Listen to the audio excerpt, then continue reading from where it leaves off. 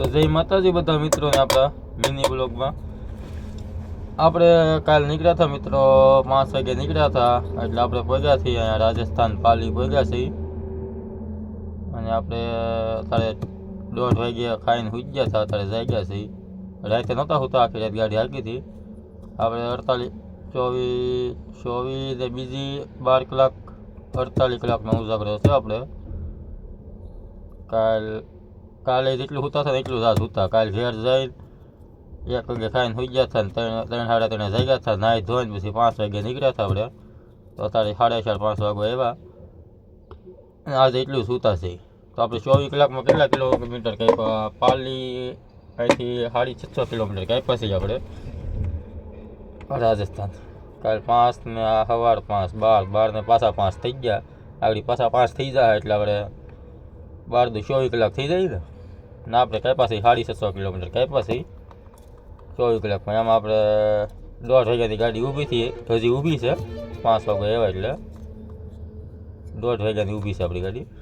કાંઈ સૂઈ ગયા હતા બહુ ઊંઘ આવતી હતી પછી સૂઈ ગયા હવે તો આમેથી 700-800 કિલોમીટર છે તો આજ આખી રાત હાંકશું કાંઈ આખી રાત તો નહીં પણ 1 વાગ્યા સુધી હાંકશું ને ખાલી 1 વાગ્યા સુધી હાલી જાય ને એટલે રેડી જ છે ભોગવાનું કાલ છે આપણે કાલ ગાડી પગાડવી પડી એમ જ છે એટલા માટે આપણે આખી રાત નકર તો સૂઈ જાત ગમે એના વટામણ આવી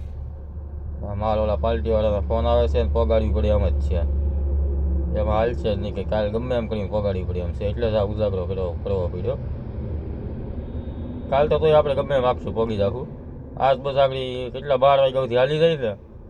700 કિલોમીટર છે અત્યારે ખાલી 300 કિલોમીટર હાલી જાય એટલે કાલ દિવસે કાલ નો એન્ટ્રી છે એટલે નો એન્ટ્રીમાં જ નાખવાની છે રાતે 11 વાગ્યા એટલે કાલે અત્યારે 700 છે એટલે 300 હાલી જાય 400 કાલે આખો દીમાં ગમે એમ કરીને હાલી જાય ગાડી અત્યારે ખાલી 300 હાલી જાવી જોઈએ અને આ હોટલ આપણે જમ્યા થઈ હોટલનું નામ શું છે જો સમરાથલ હાઈવે હોટલ નાગોરવાલે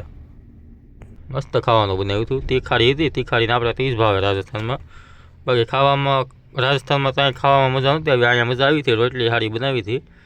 એટલે હવે ગમે ત્યાં નીકળે એટલે અહીંયા જમવા આવવાનું રોટલી સારી હોવી જોઈએ અમુક જગ્યાએ કેવી બનાવવા રોટલી હતી રોટલા કરતાં મોટી પણ ત્યાં મજા આવી હતી ખાવાની કમ્પ્લીટ શેડવી નાખી હતી